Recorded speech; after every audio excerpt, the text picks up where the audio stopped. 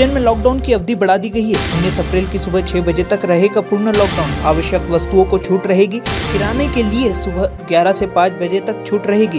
फेरी लगाकर बेच सकेंगे सब्जी। आने वाली सोमवती अमावस्या के लिए श्रद्धालुओं की बड़ी संख्या में शहर आने की संभावना को देखते हुए जिला प्रशासन और जनप्रतिनिधियों ने वीडियो कॉन्फ्रेंसिंग के माध्यम से मुख्यमंत्री से की मांग। मुख्यमंत्री ने दी अनुमति। उज्जैन ज़िले में क्राइसिस मैनेजमेंट कमेटी की जो बैठक हुई उसमें माननीय मंत्री जी, सांसद जी और विधायक जी भी शामिल थे और उसमें कोरोना की जो वर्तमान स्थिति है और जिस तरीके से संक्रमण जिस दर से फैल रहा है उसको देखते हुए एक बहुत महत्वपूर्ण निर्णय ये लिया गया है कि जो लॉकडाउन अभी परसों तक सोमवार की सुबह 6 बजे तक होने वाला था उसको एक्सटेंड कर दिया गया है। उसको जो अगला वाला सोमवार है अर्थात जो 19 तारीख है, 19 तारीख की सोमवार की सुबह 6 बजे तक अब लॉकडाउन रहेगा। और ये लॉकडाउन न केवल उज्जैन शहर में बल्कि जो बाकी के नगरीय क्षेत्र हैं उज्जैन ज़िले के, वहाँ पर भी ये प्रभावी होगा। इसमें कुछ छूटें ज़रूर जनता की सुविधा की दृष्टि की तरफ से के दृष्टिकोण से छूटें ज़रूर प्रदान करी गई हैं। जैसे जो गली मोहल्लों की किराने की दुकानें हैं वो 11 बजे से लेकर 5 बजे तक खुली रहेंगी, जिससे कि वहाँ से लोग जाके किराने का जो बेसिक सामान है वो ले सकें। मैं गली मोहल्लों की दुकानों की बातें कर रहा हूँ। लोग अपने ही लोकेलिटी में जाकर वहाँ से सामान खरीद सकते हैं।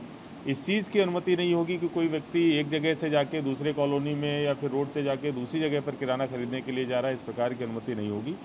ये अवश्य है कि जो किराना की दुकानें हैं उनको अगर थोक में सामान कहीं से मंगाना है तो उसकी हम लोग मूवमेंट की छूट जरूर देंगे, जिससे कि उनके पास सामग्री की कमी ना आने पाए। इसके अलावा जो गेहूं खरीदी, गेहूं उपार्जन का कार्य है वो चलता रहेगा। गैस एजेंसीज़ और पेट्रोल पंप भी हमारे खुले रहेंगे। हॉस्पिटल, मेडिकल की जो दुकानें हैं वो भी खुली रहेंगी। बहुत महत्वपूर्ण है कि जो वैक्सीनेशन का कार्य है, वैक्सीनेशन का कार्य भी चूँकि लोकेलिटी में ही होता है, वार्डों में होता है, वैक्सीनेशन का कार्य भी जो है वो हमारा चलता रहेगा। और 45 साल से ऊपर के लोग जो वैक्सीनेशन के लिए पात्रता रखते हैं वो वैक्सीनेशन करा सकेंगे, जो हमारे अलग अलग केंद्र बनाए गए हैं। बहुत सख्ती से हम लोग इसका पालन कराएंगे, क्योंकि विगत दिनों में जिस तरीके से कोरोना के संक्रमण की दर बढ़ी है, बहुत ही भयावह स्थिति अभी बनी हुई है और हमें पूरी सख्ती से इसको लागू कराना होगा अगले 9 दिनों तक, तभी हम लोग इस कोरोना की जो संक्रमण की चेन है इसको हम लोग पूरी तरीके से रोक पाएंगे। सर, इसमें उद्योगों को लेकर जी हाँ, उद्योगों को भी चलने की छूट रहेगी और जो बिल की तरफ से जो उसकी टाइमिंग्स होती है उस समय अगर कोई आई कार्ड दिखाता है तो उसके आधार पर उसको आने जाने की छूट प्रदान की जाएगी। देखिए, चूँकि पब्लिक ट्रांसपोर्ट की ऐसी कोई आवश्यकता नहीं होगी, क्योंकि जो अलग अलग गतिविधियाँ दी गई हैं वो केवल और केवल लोकेलिटी में दी गई हैं, इसीलिए पब्लिक ट्रांसपोर्ट भी बंद रहे। सब्जी का एक पॉइंट ज़रूर बहुत महत्वपूर्ण है। सब्जी के लिए हम लोग जो थोक मंडी है, थोक मंडी को अलाउ कर देंगे और वहाँ से ठेले में सब्जियाँ ले जाकर डोर टू डोर बेची जा सकती हैं। जो बाकी की मंडियाँ हैं, साप्ताहिक हाट है, उन पर प्रतिबंध रहेगा। थोक बाज़ार खुली रहेगी सब्जी की, वहाँ से ठेले में ले जाके डोर टू डोर बेचा जा सकता है। थोक मंडी में किसी भी ग्राहक का जाकर इंडिविजुअल तरीके से जाकर सब्जी लेना प्रतिबंधित रहेगा। जितने भी नगरीय क्षेत्रों के समस्त धार्मिक स्थल हैं, जो चाहे वो हिंदू धर्म के हों, चाहे मुस्लिम धर्म के हों, मस्जिद हों, मंदिर हों, सभी पूरी तरीके से बंद रहेंगे।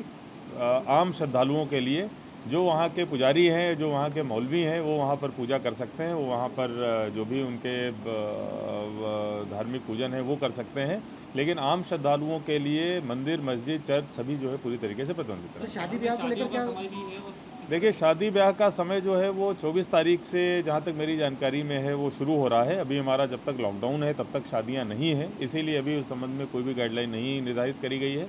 जैसे कोई गाइडलाइन आएगी आपको पता से अवगत कराया जाएगा। महाकाल मंदिर के कई पुजारी से पीड़ित हुए कोरोना से, किस तरह की व्यवस्था वहाँ रहेगी, किस तरह के इंतजाम किए जाएंगे? देखिए, महाकाल मंदिर आम श्रद्धालुओं के लिए पूरी तरीके से बंद रहेगा और पूरे लॉकडाउन के समय जैसा मैंने बताया कि जितने भी धार्मिक स्थल हैं जिसमें महाकाल मंदिर भी शामिल है उसको हम लोग बंद रखेंगे।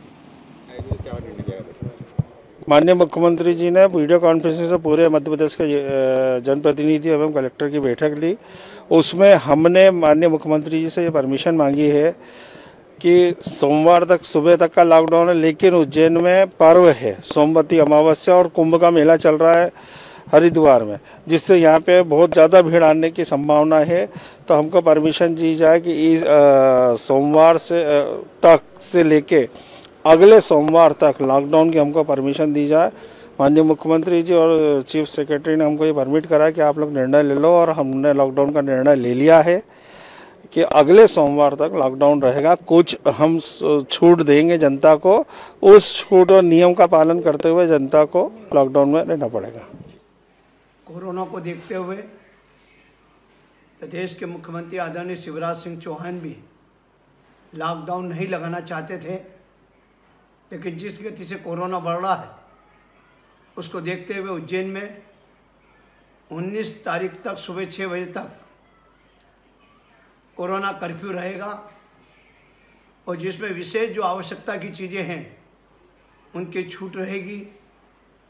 दूध सप्लाई के लिए भी छूट रहेगी, मेडिकल की दुकानें के भी छूट रहेगी, किराना की दुकानें चाहे वो थोक हो या रिटेल 11 बजे से 5 बजे तक खुली रहेगी, जिससे कि लोगों को कोई तकलीफ नहीं हो।